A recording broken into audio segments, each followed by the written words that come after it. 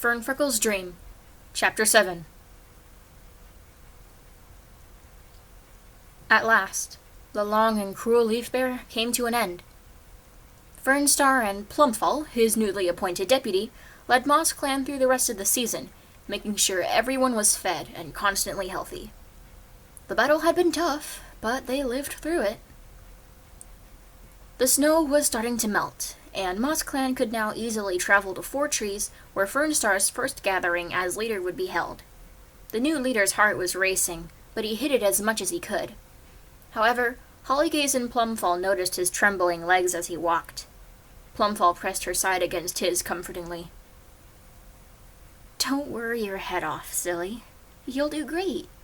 All you have to announce is Honeyshade's warrior name and Dustkit's birth. And your leadership, of course. Along with some other things." "I don't know why Batstar would have chosen a cat like me for this," Fernstar breathed. "I'm terrified." "I bet all leaders are nervous during their first gatherings. Just take a deep breath, and look at Hollygaze if you forget something." I'll try." He calms himself down and smiles at Plumfall. "Thank you. I'm honored that your daughter was the very first warrior I named." "I'm honored too." She smiles back. Once they reached Four Trees, Fernstar nervously leaped onto the high rock and watched Hollygaze sit beside the other medicine cats. After a bit, he was accompanied by Quailstar.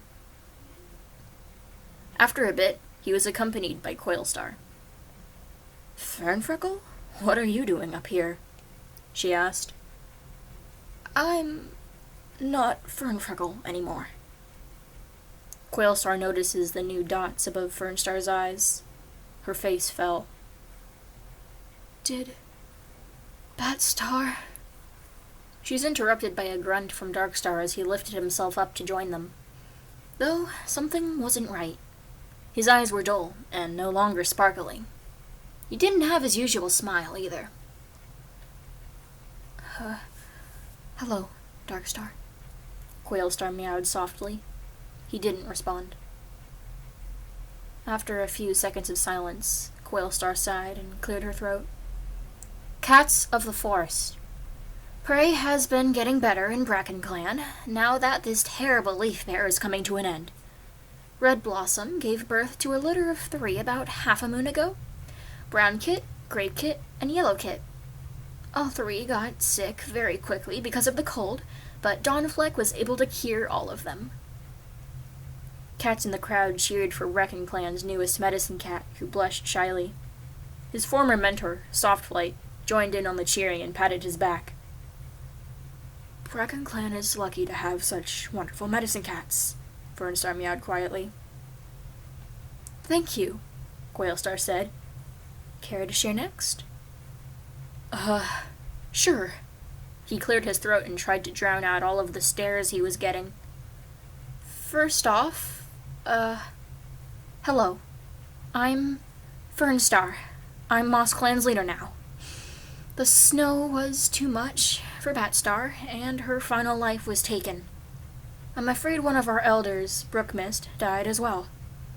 However, Batstar made 3 new warriors shortly before her passing. Stormdream, Running Pond, and Swangaze." The 3 warriors stood up together, and everyone cheered their names. Running Pond and Swangaze linked tails happily. For a second, Fernstar was sent back to when he was first made a warrior, and he was standing beside Blue Creek and Lilac Pelt. So much time had passed, and now he was Moss Clan's leader, watching one of Birchflight's sons being praised for becoming a warrior. He may be Birchflight's, but he and his brothers truly felt like Fernstar's sons as well. He felt a pair of eyes lay on him. He looked to his left to see Lilac Pelt, looking right at him. She mouthed, "Follow me." He forgot his lines for a moment. "Since I became leader, I made Honeypaw a warrior.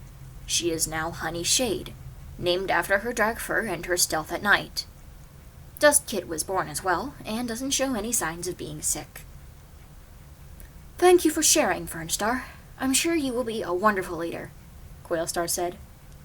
I'll do my best. Darkstar, please do share.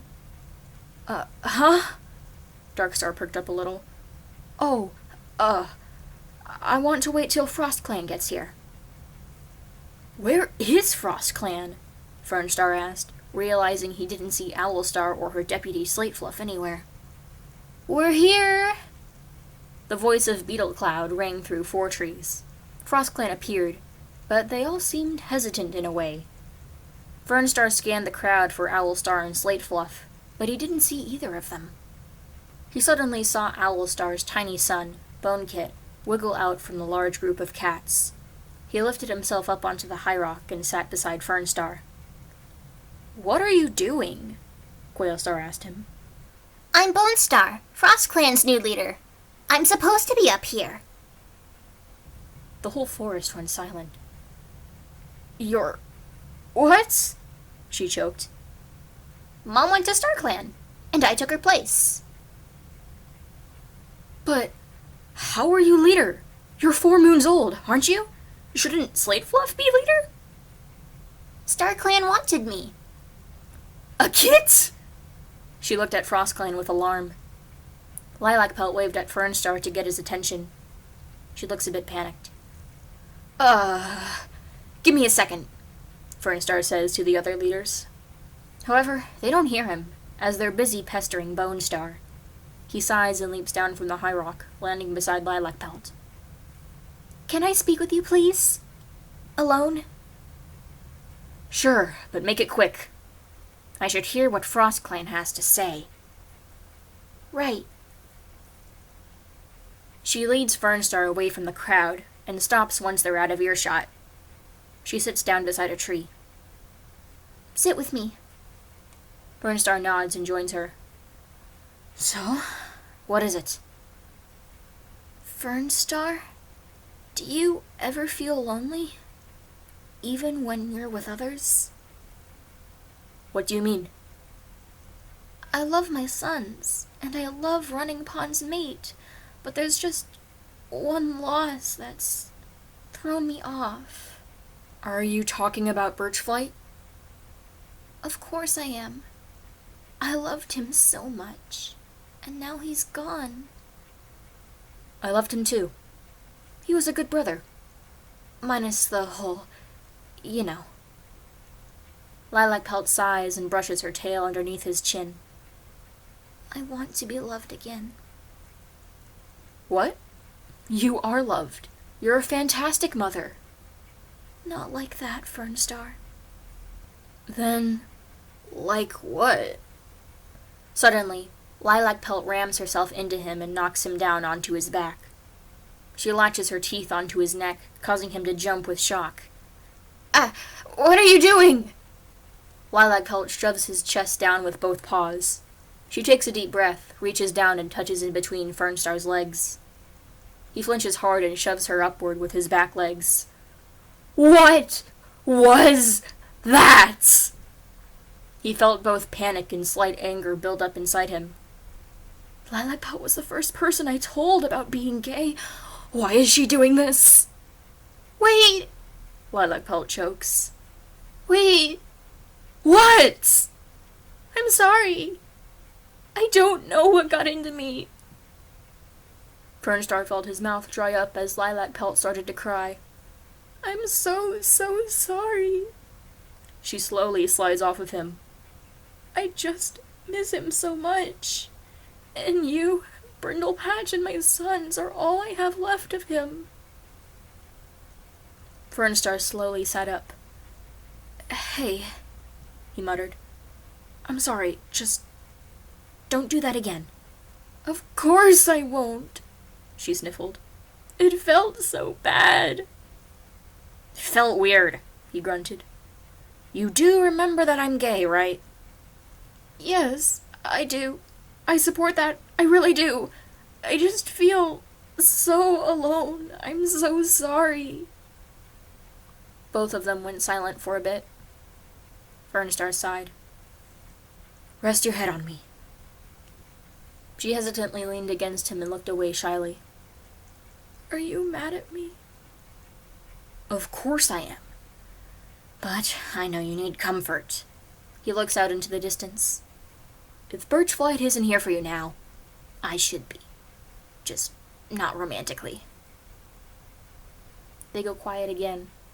Fernstar feels his heart start to burn. Birchflight barely paid attention to his kin.